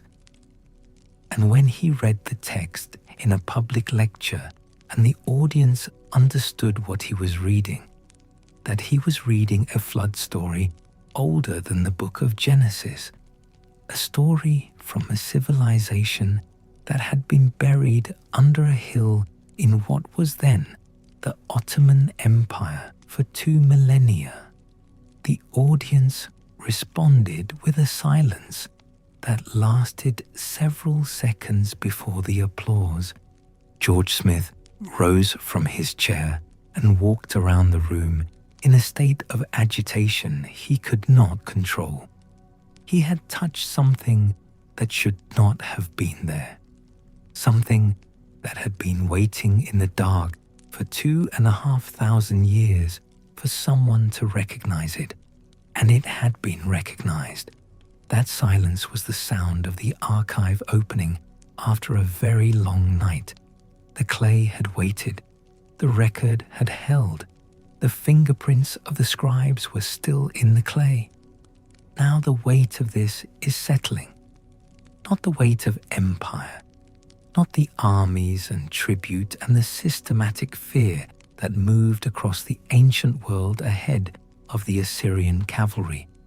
A different weight, the weight of impermanence, the weight of all the things that were built to last forever and lasted exactly as long as the conditions that sustained them lasted, and not one day more. Sennacherib's palace without rival, the city of Ashur on its triangular cliff, the relay stations along the royal roads, horses waiting, messengers changing, the message moving at speed across hundreds of miles to the king who needed to know everything. The gate of Nergal at Nineveh, named for the god of death and the underworld, standing in the desert now in a state of partial reconstruction, tourist signs in 3 languages, the city it guarded invisible in every direction, dissolved back into the soil it was made from. All of it gone. Gone in the way that things built to last always go. Not with a single catastrophic moment, but with the gradual withdrawal of the conditions that made them possible, the slow cooling of the system that powered them, and then, at the end, the sudden irreversible moment when what had been gradual became terminal. The Assyrian scribes wrote a phrase on their tablets to mark the end of a series, the completion of a text copied from an older text, a phrase that means, roughly, this is the tablet of the series. The tablet is finished. The work is complete. They wrote it at the end of the Epic of Gilgamesh, at the end of the flood narrative, At the end of the astronomical observation logs, the medical compendia, the lexical lists, the divination manuals. They wrote it on the last tablet of every series as a signal that the work was done, that the record was complete, that what needed to be preserved had been preserved. The work is complete. The series is finished. Set it on the shelf. Move to the next series. Always the next series. Always one more text to copy, one more record to make, one more act of preservation performed against the dark by people who understood more clearly than almost anyone before or since that the dark always wins in the end, but that what you press into the clay before the dark arrives is yours, and it will wait in the dark until someone comes looking. And they come. Let the weight of it stay beneath whatever is covering you tonight. Under the blanket, under the silence, under the sound of the world still moving outside. A world that does not know or care that somewhere under a hill in northern Iraq, a clay tablet with a fingerprint in it has been sitting in the dark for 4,000 years, waiting to be asked what it knows. The rivers still carry the melt of the northern mountains southward. The stars the Assyrian astronomers watched and recorded are still there, the same stars, still tracing the patterns that the scribes pressed into clay. The sky is still legible to anyone who knows the language. The tablets are still in the archive. The archive is still open. Carry only this tonight. Not the armies, not the fire, just the fingerprint, just the proof that someone was here, pressing something into the clay, trying to make it last. If this carried you somewhere past the day, past the noise, past whatever was pressing on you before you closed your eyes, then you are already in the right place.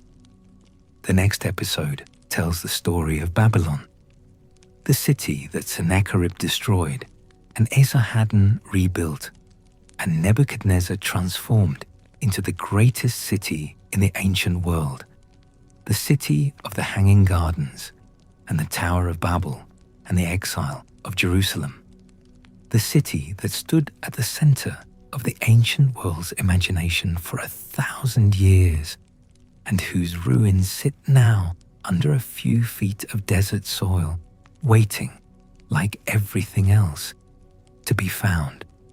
All you have to do is return. The clay remembers. It always has. Good night.